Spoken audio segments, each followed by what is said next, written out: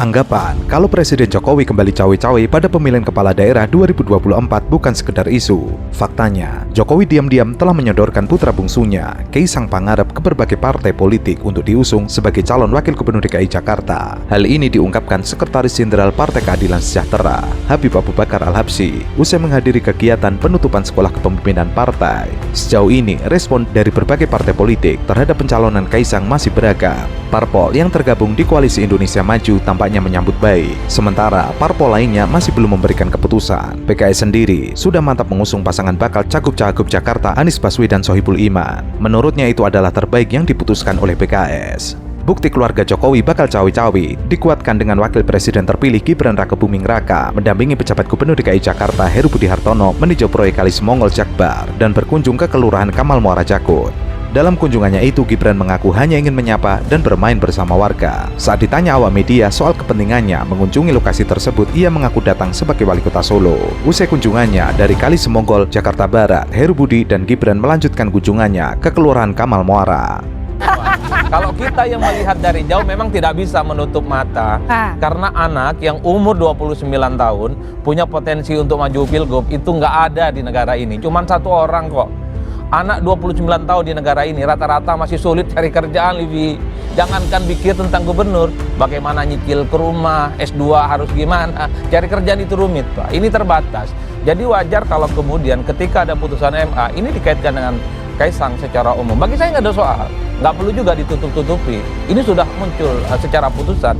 Cuman kalau memang peluang untuk maju dalam pilgub ini, sebut saja misalnya diambil oleh Kaisang, bagi saya itu bukan calon wakil sebenarnya yang sangat layak. Untuk ukuran ketua umum partai, untuk ukuran anak presiden, Kaisang kalau mau maju bukan calon wakil, tapi sebagai calon gubernur. Ya, saya kira ini bukan cek ombak, tapi sebagai salah satu bentuk keseriusan dari Gerindra mengusung kader internal mereka untuk bertanding di Pilkada Jakarta di 2024 yang akan datang ini. Karena kalau hanya sebatas cek ombak, ya saya kira tidak mungkin elit-elit Gerindra itu kan memberikan statement-statement politik yang menjurus pada sesuatu yang sifatnya serius. Apapun judulnya, Gerindra ini adalah partai pemenang Pilpres yang saya kira memang punya begitu banyak resource dan kapitalisasi politik yang sebenarnya bisa dimaksimalkan untuk bertanding dan memenangkan pertarungan di Jakarta. Keputusan resmi Partai Gerindra mengenai sosok yang akan diusung pada Pilkada Jakarta 2024 akan diputuskan oleh Ketua Umum Prabowo Subianto. Hal ini merespon beredarnya poster di media sosial yang menggambarkan sosok politikus Partai Gerindra Budi Satrio Djiwandono yang berduet dengan Ketua Umum Partai Solidaritas Indonesia Kaisang Pangarep sebagai pasangan calon gubernur dan wakil gubernur Jakarta. Poster yang viral tersebut merupakan tanda aspirasi masyarakat yang menginginkan Budi dan Kaisang maju pada Pilkada 2024. Gerindra ini kan sebenarnya punya momentum politik ya. Setelah dinyatakan sebagai pemenang Pilpres, tentu saja Gerindra pada level yang cukup tinggi tingkat kepercayaan mereka untuk mengusung kader mereka bertanding di Jakarta, tentu dengan segala hal yang sudah dikalkulasi secara rasional. Belakangan ini memang kita melihat bagaimana nama Budi Djiwandono misalnya disonding kepada publik. Sebelumnya misalnya coba untuk disandingkan dengan Raffi Ahmad, kemudian coba untuk disandingkan dengan Kaisang Pangarep ya.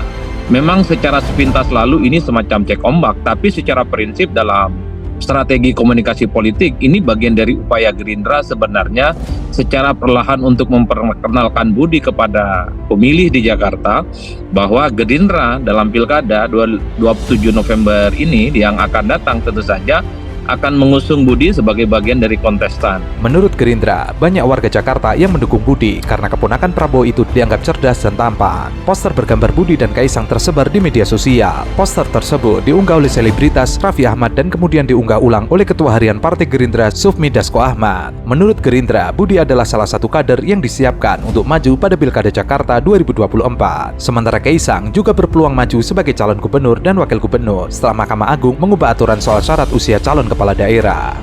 Oleh karena itu, butuh nama-nama besar yang dinilai punya potensi mendampingi Budi. Sebut saja Raffi Ahmad. Mungkin kalau berpasangan dengan Raffi Ahmad ya disebut sebagai cek ombak. Tapi saya justru melihat ketika Mahkamah Agung misalnya membatalkan putusan syarat minimal 30 tahun untuk maju pilkada, disitulah kemudian muncul satu keyakinan, termasuk saya juga yakin bahwa Kaisang sangat mungkin akan maju di Jakarta berpasangan dengan Budi Juwandono. Sementara itu, Wakil Ketua Partai Solidaritas Indonesia, Andi Budiman, menyatakan partainya masih menunggu keputusan Ketua Umum PSI Kaisang Pangarep untuk maju Pilkada Jakarta 2024 bersama Wakil Ketua Umum DPP Partai Gerindra Budi Satrio Djiwandono. Selain menunggu keputusan Kaisang, ia menyebut partainya juga akan melihat kesepakatan dari partai-partai politik yang tergabung dalam Koalisi Indonesia Maju terlebih dahulu. Menurutnya, poster duet Budi Satrio Djiwandono dengan Kaisang tidak lebih dari kode politik. Meski demikian, ia tidak menampik bahwa PSI ikut bangga atas munculnya nama putra bungsu Presiden Jokowi itu dalam bursa nama Pilkada 2024. Ia memandang hal tersebut sebagai bentuk harapan dan kerinduan masyarakat agar lahir pemimpin muda yang bisa memperbaiki keadaan di kabupaten, kota, maupun provinsi. Emang sudah memberikan putusan untuk mencabut batas usia kepala daerah, Pak. Ada tanggapan soal ini, Pak?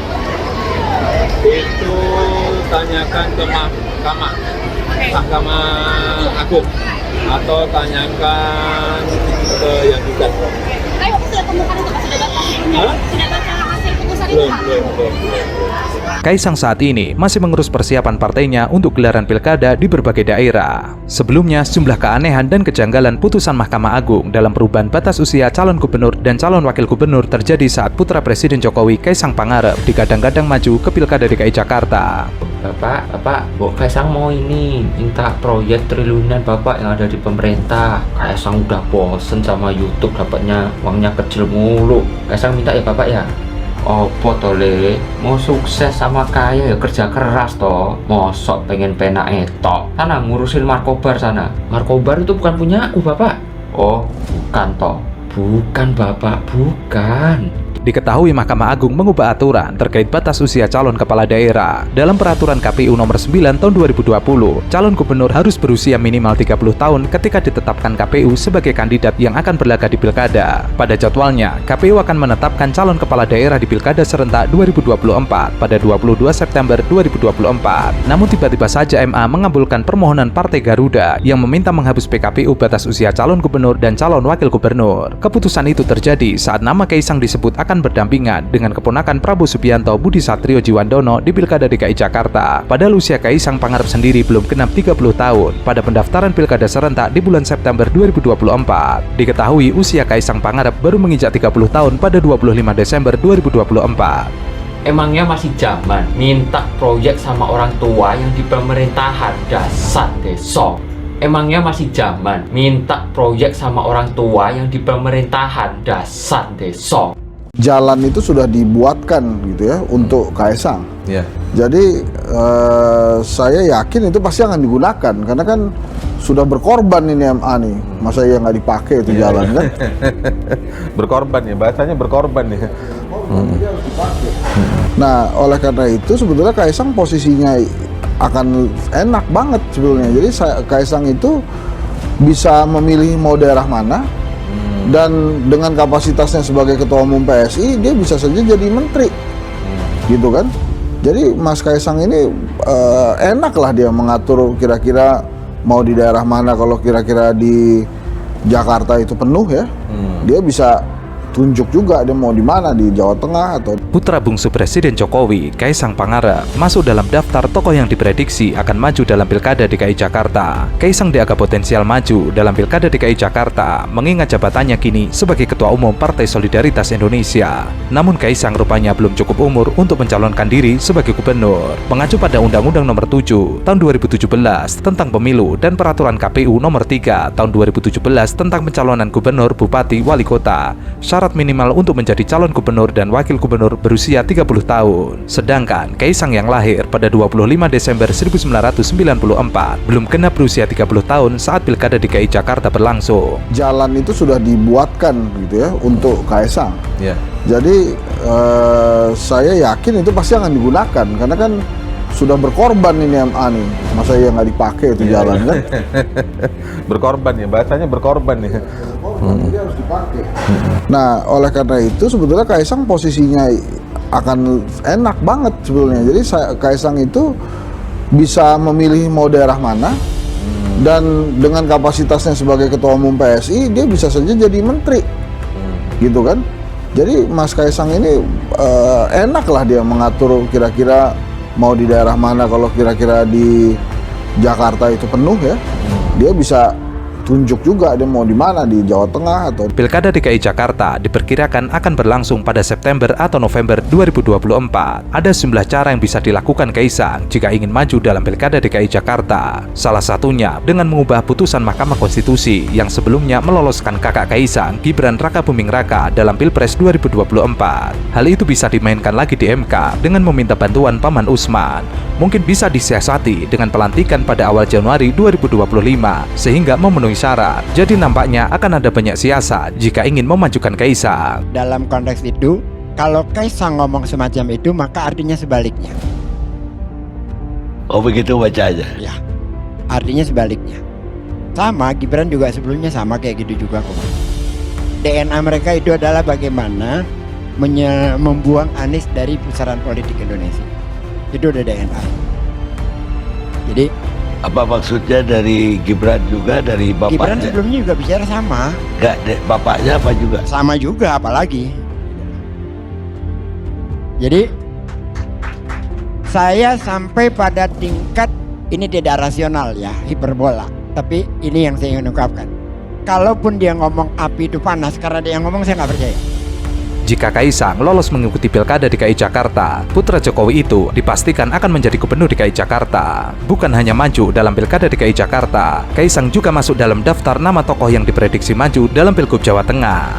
Menurutku gini ya, secara prinsip tuh kita memang mesti mempermudah semua proses politik bagi rekrutmen kepemimpinan di semua level. Prinsipnya itu menurutku harus dipermudah. Jadi segala hal yang kemungkinan akan mempersulit warga negara untuk masuk dalam proses politik, rekrutmen kepemimpinan, termasuk batasan usia, menurutku itu memang harus dihilangkan satu persatu.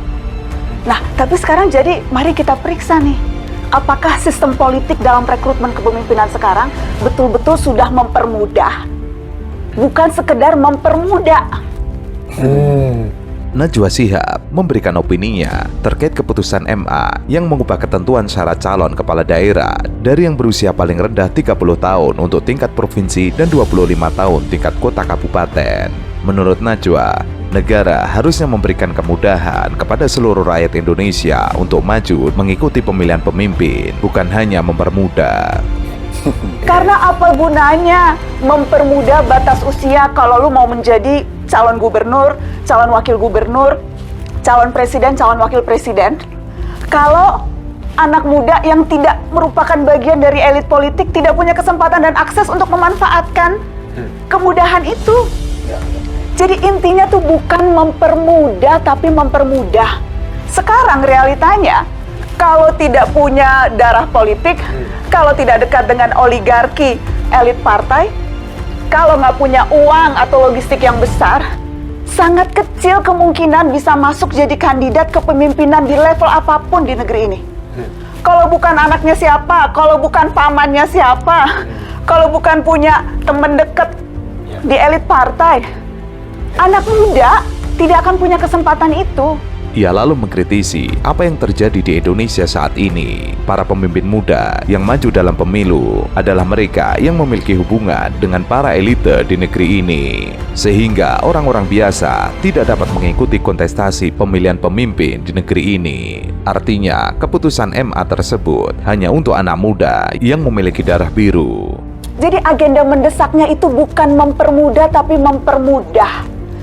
Dan kalau kita bicara soal, dan ini bukan hanya di eksekutif loh, di legislatif, CSIS kemarin baru mengeluarkan hasil studinya. 138 dari 580 anggota DPR yang akan terpilih di 2024 ini, itu terlibat dinasti politik. Spesifik bicara anak muda, lebih dari 50% anggota DPR muda yang terpilih, 57,5%, itu terasosiasi dengan politik dinasti. Jadi ini bukan cuma kita bicara siapa yang jadi calon gubernur, wakil gubernur, calon presiden, calon wakil presiden di berbagai level kepemimpinan apapun. Anak muda yang digadang-gadang, percuma kalau paman lu tidak punya kekuasaan, kalau bapak lu tidak punya kekuasaan, kalau kakek adik lu tidak punya kekuasaan, tidak punya duit. Komika dan aktor Andovida Lopez meluapkan kekecewaannya atas keputusan Mahkamah Agung yang mengubah syarat usia calon kepala daerah. Ia tidak peduli dibenci karena kritik kerasnya itu. Andovida Lopez mengunggah kritikan terkait MA mengubah syarat usia calon kepala daerah lewat postingan video di akun Instagram dan TikTok. Ia mengaku mendapat banyak kebencian karena memposting video ini, tapi ia mengaku bodoh amat. Bullshit. Kalau emang original intentnya untuk anak muda, seharusnya yang diganti itu umurnya dong. Kalau emang hakim ngomong untuk anak muda, ya udah yang seharusnya 30 tahun jadinya 27, jadinya 28, jadinya apapun umur yang original intent. Tapi kan ini antara penetapan sama pelantikan. Yang hanya berbeda 3 untuk 4 bulan. Which means, look how convenient it is for everybody yang di tengah-tengah penetapan. It's very convenient. Kalau lu kebetulan lahir di antara tanggal penetapan dan kebetulan lu lahir di tanggal pelantikan, berarti lu anak muda. Itu, jadi yang aku benci di online, orang selalu ngomong gini, Kak, kenapa anak muda? Emang apa salahnya anak muda? Guys, gue juga anak muda, gue juga 30 tahun. Tapi ini argumen yang sangat-sangat, gue juga sangat setuju anak muda, banyak anak muda yang penting, banyak anak muda yang hebat. Tapi emang di Pilkada 2017 nggak ada anak muda yang hebat. Kenapa baru dirubah sekarang? Emang di Pilkada sebelumnya nggak ada anak-anak muda umur 29-30 yang hebat. Jadi benar. Timingnya terlalu ya. Ia mengatakan awalnya saat ada kabar Kaisang Pangarep akan ikut Pilkada DKI Jakarta, ia langsung berpikir, pertanyaannya bukannya aturan umurnya 30 tahun. Dan hari itu juga, ia membaca di berita bahwa MA sudah mengabulkan tidak harus 30 tahun diubah aturannya. Ia seperti tidak percaya dengan apa yang sudah dilakukan MA. Ia menekankan suaranya bukan menentang pribadi Kaisang. Pemerintah tidak bisa terus-menerus mengubah aturan hanya demi kepentingan saat ini. Andovi juga merespon jika ada yang bilang, ya sudah, kalau tidak suka jangan pilih dia di Pilkada nanti. Itu masalahnya dengan negara ini. Tidak peduli dengan proses, yang penting hasil akhir. So even if you don't want to talk about timing, kalau lu mengambil filosofi original intent untuk kesemangat anak muda berkesempatan membangun bangsa dan negara, tapi 3-4 bulan, come on man, come on. Ini di luar dari ngomong soal Mahkamah Agung kewenangannya apa, MA kewenangannya apa, itu yang bikin aku kesel man.